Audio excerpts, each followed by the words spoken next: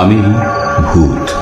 আজ থেকে ঠিক 3.5 বছর আগে আমি জ্যান্ত ছিলাম। সেই সময় এই দেওঘরের এই বাড়িতেই আগুনে পুড়ে আমার জ্যান্ত অবস্থার শেষ হয়।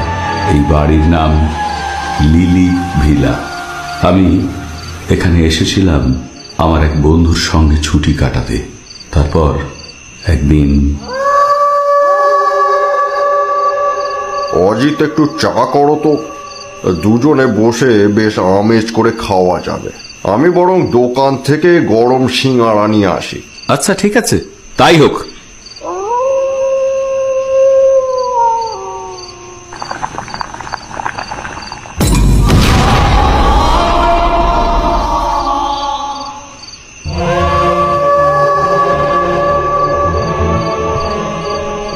তারপর থেকে আমি এই বাড়িরই বাসিন্দা হয়ে গেছি।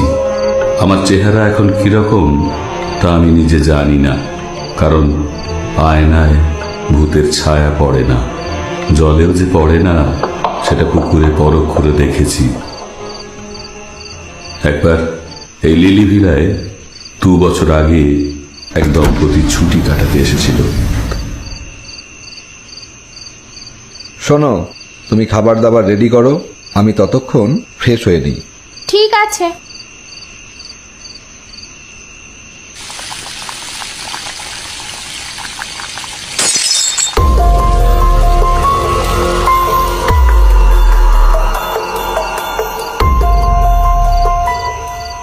কি ব্যাপার, গ্লাসটা ভাঙলো কি করে? কি হলো রমা, এখানে দাঁড়িয়ে কি ভাবছো?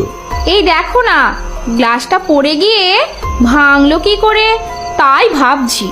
ধুর, এতে ভাবার কি আছে, বিড়াল বা ইঁদুরে ফেলেছে হয়তো। চলো চলো, খেয়ে নি।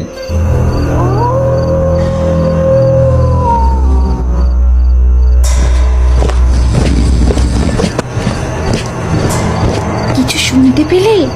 কেউ যেন ওঠানামা করছে সিঁড়ি দিয়ে। একবার দেখে আসি, দাঁড়াও তো।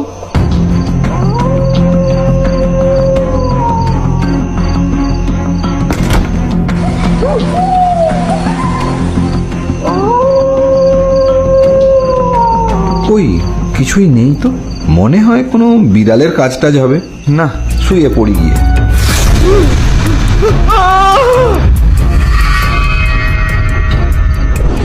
এই ঘটনার পরে বুঝতে পেরেছিলাম যে আগুনে পুড়ে শরীর আর মুখের যে অবস্থা হয়েছিল তা দেখে লোক